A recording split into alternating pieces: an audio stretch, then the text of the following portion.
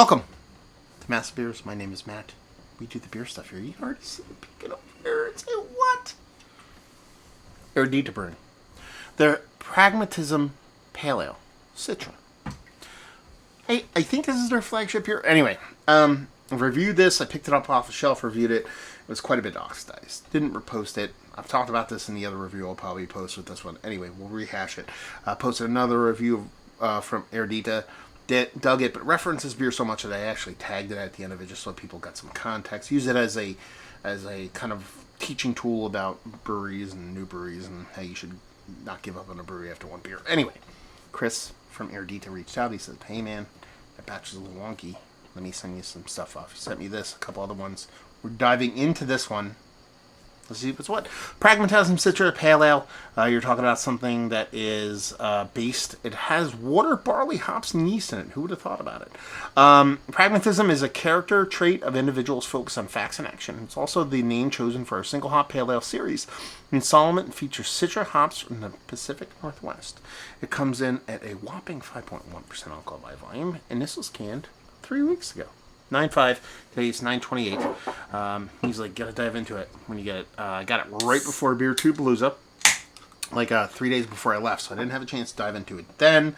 It's been sitting in my fridge, and when I got back from Beer 2 Palooza, hung out with my buddy James from Scotland, and when he left, I promptly got the schniffles.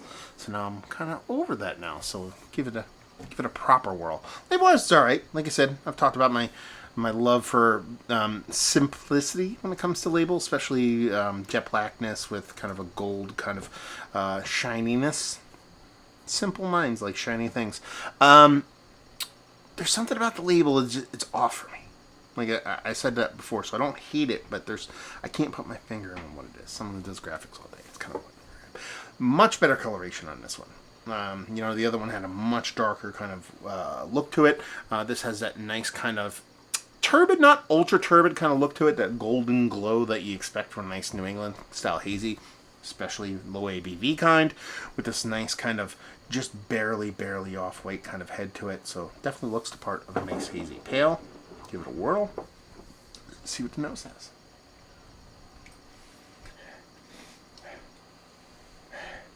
Like I said, just getting over the sniffles, but I can get the huffs. And it very much is Citra. In Citra, to a sense, you're very much getting citrus here.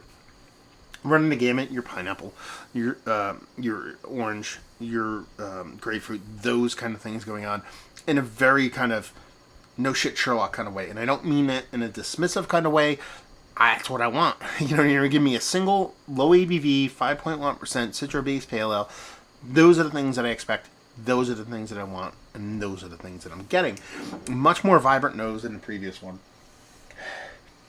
And just give me all the gobs of the citrus at this ABV level. It's not coming off as a double IPA. I don't expect it to come off. It's nice when those kind of weird tricks kind of happen, but it's just this nice, rich, summer-like kind of citrus portion of the show.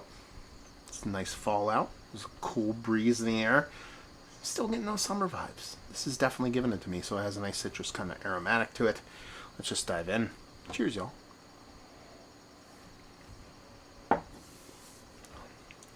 Yeah. I mean, it follows through almost to a T. From the nose to the taste. Very bright. Very citrus. There's a cool kind of slightly nutty malt characteristic to this, which I did not expect. So it almost has this kind of like slightly two-rowy, kind of maybe even beefier kind of malt build to it, which I didn't expect. Especially with low ABV haze, but I feel that coming through, and I kind of dig that quite a bit.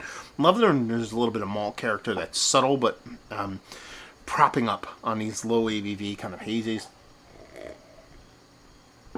Mouthfeel's on point. You're talking about something that's almost sub 5%. Has this nice, soft, silky, sultry, kind of creamy kind of mouthfeel to it, which comes off and just helps this beer so much. When you have a beer like I had the previous one, and it has a touch of oxidation. The mouthfeel is the first thing really to go on it, and that's kind of like the precursor, not the precursor, but the kind of tipping point, or the hat tip, or the clue. And then you're like, okay, definitely dealing with some oxidation here. None of that in this case. And it really boils down to the way the kind of hops show off in this beer. And they come off quite nice. Maybe a skosh little more carbonic acid on the carbonation for me. It adds a bit of bitterness to it. It balances off this beer quite a bit. Not overly sweet, so I don't think you need a ton of bitterness on this beer. But it definitely is there, so maybe a little bit more seltzerly vibe to it than I would like. But then again, I'm very, very, very sensitive to that. So that's more me than the beer itself. But it really is the citrus that's the star of the show. And that it very much is the core group, the trifecta, the three amigos when it comes to kind of citrus profiles when it comes to hop. Orange, grapefruit, pineapple. Undersweetened, not pithy by any stretch. It's more of like a fruit juiciness, but with like an undersweetness to it. And then when you add that combination of that nice mouthfeel, very nice, soft, silky, sultry mouthfeel, in combination with a bitterness that's probably a little bit bigger than I would like. But again, that's probably my sensitivity to kind of like that carbonic acid seltzery thing. Makes for a really vibrant, is probably the word I want to go for the best, pale ale, in the sense that it drinks quite nice, drinks quite tasty, but it does drink above its weight class. Like I said, on the nose, I was like, okay, it's kind of like, a small, low ABV, hazy pale ale nose. It drinks very much, and that bitterness portion of the show probably has a lot to do with it, but it drinks very much more like 6% as opposed to low 5s. Which is always a winner in my book. But I dig it quite a bit. I mean, you're talking about, almost sub 4%, 5.1% kind of hazy pale. It's kind of what I dig. And I do this quite a bit. Yeah. I think I might have liked their double IPA that I reviewed. I'll try to post them both at the same time, same day.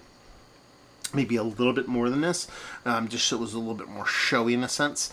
That double IPA can be. And it just maybe that one worked for me a little bit better. But as far as hazy pale ale goes, at a decent price point, and I think this is not too shabby as a price point. It is distributed and produced from 12% Beer Project, so it's not going to be crazy over the top price wise. I want to say sub $15. It's something that I would definitely add to my core rotation. And when I say core rotation, for me, if I want to buy some sub hazy pale ale or sub 6% hazy pale ale, Sneak Box, Forever and Ever, both those kind of beers, definitely find itself in the mix. Which, honestly, is where I hang my hat, so that's pretty high praise, at least for me. It's one of the better hazy pale ales I've had, yes, Mount Rushmore status. It's so hard to break into that group.